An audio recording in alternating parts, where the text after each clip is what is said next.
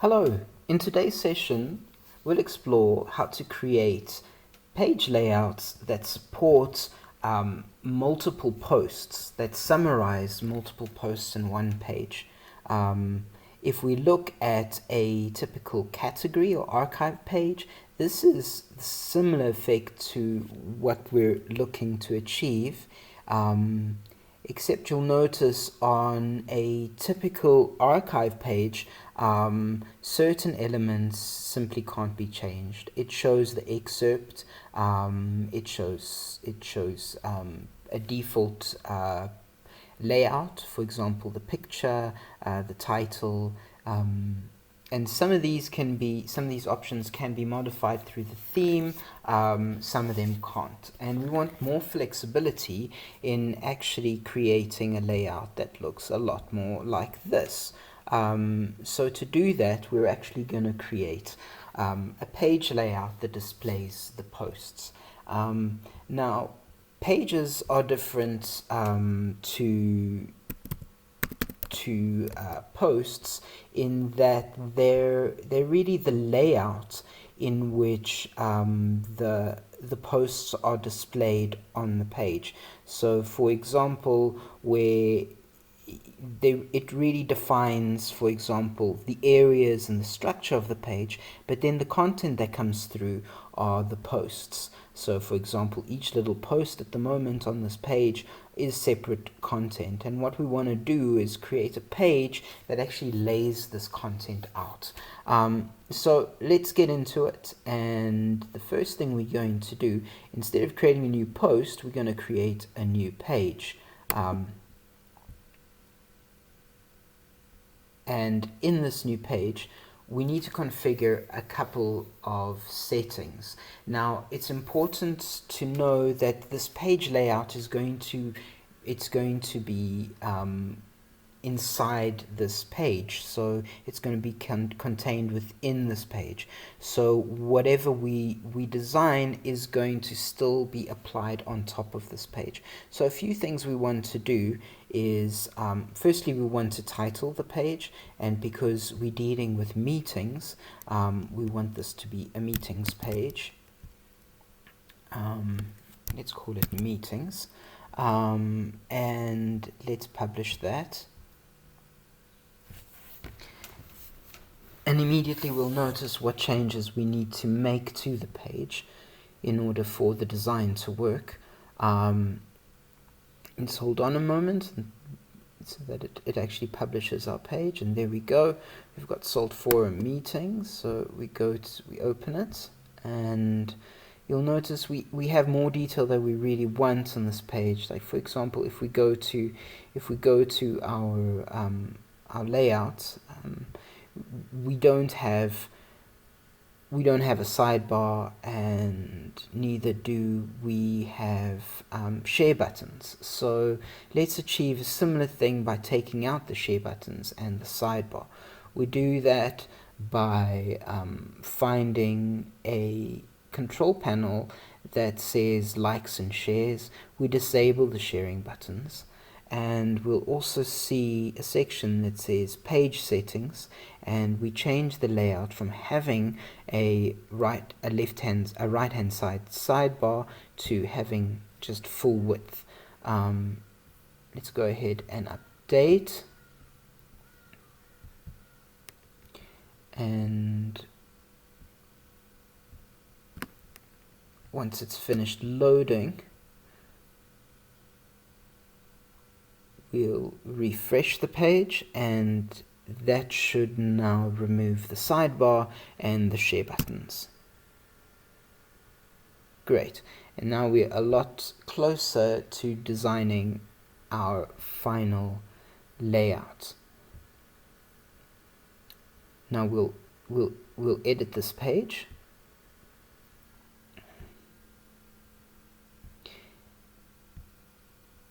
And we're going to use a new component which we haven't used before. It is a component called Elementor. Now, Elementor gives us a great ability to design the page graphically. it's also powerful in that it allows certain components to be added to the page that we otherwise wouldn't have. Now, using Elementor is quite basic. It has these containers, and we can add new sections. For example, we can add sections with 3 columns like this. We can then drag and drop the basic building blocks or widgets to those containers. For example, I'm going to put a piece of text in there. It's also got really nice front-end editing features, like it can bold or italicize directly from the front end. So it's really a great way of editing in a very simple way. We can also change the width, for example, quite easily. We can style it. For example, we can put a border on it if we'd like, and that sort of thing. So so that's what's really great about Elementor. It's just a very easy way of editing what's on the page. So it makes page design a breeze. Other than that, it's really powerful in that it has components. The Pro version has certain components which are not available to us and not really necessary. The general section are all building blocks that you can use, but you'll see we have specific elements called companion add-ons for Elementor. This comes from our theme itself, and one of the greatest building blocks is this post feature. Now I'm going to take this post feature and drop it on the page, and this post feature is a great way of getting to that summary, that blog summary page that we're used to seeing, right? So if we go to our meetings page, what it's done is it's created a very similar look to this.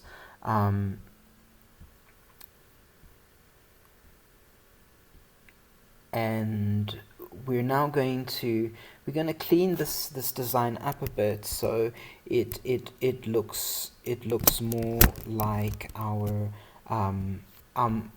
design over here, our storyboard design. So starting with in our storyboard design, we don't have the excerpt of the summary, so let's do that. So first thing we do is we can specify how many posts per page. This is quite important because we might want to see all our posts. We don't want to limit it to just 6 posts in a page.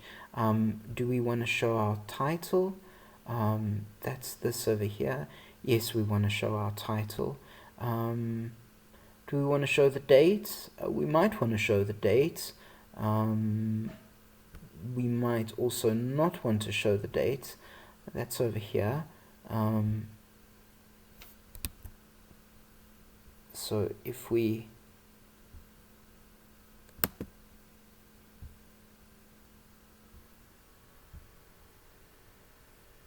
sorry, I just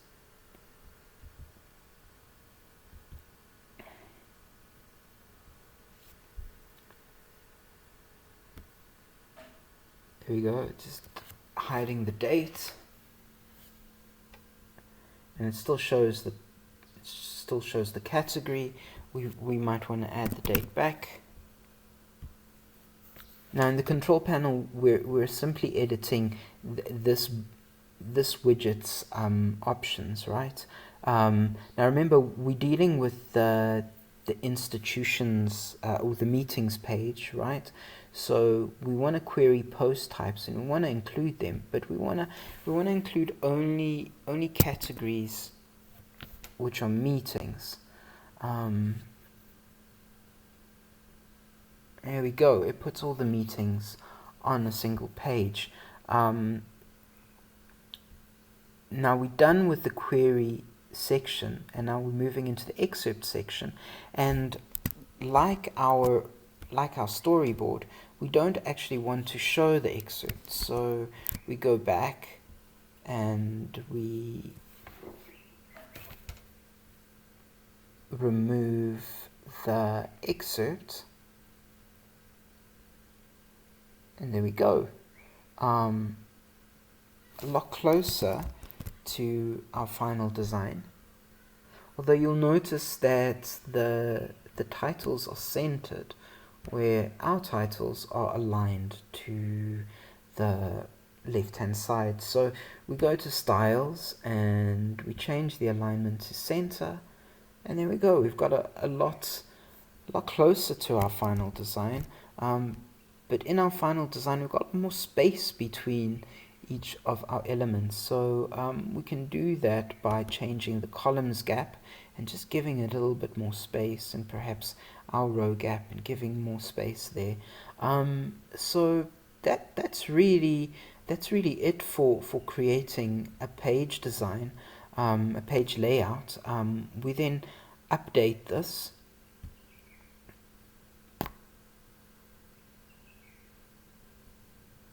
And when we go back to our members page, remember we simply called it, meetings. We called it meetings. We'll now see that we've achieved a similar layout to what we were looking for in our storyboard. Lastly, we want to change the menu design, because when we go to menus, we're still seeing the classic category archive page, which summarizes the post in the out-of-box WordPress way, which is customizable through the theme. So to change this, we're going to go to customize. We're going to go to our menu, and we're going to change the design of our menu. And because we recently created the menus page, it will be at the top of our list. If you've designed something in the past, you might not see it here, and you might want to switch to view all, in which case you'll be able to view a list of all your pages. But let's stick to most recent, and we're going to add the meetings page to the menu. You'll notice there's already a meetings page, but it's our category page. It's the summary that comes with WordPress. So we're going to add meetings to the page, and we're going to move meetings into the place where the previous option was, and we're simply going to remove the old option and save the menu.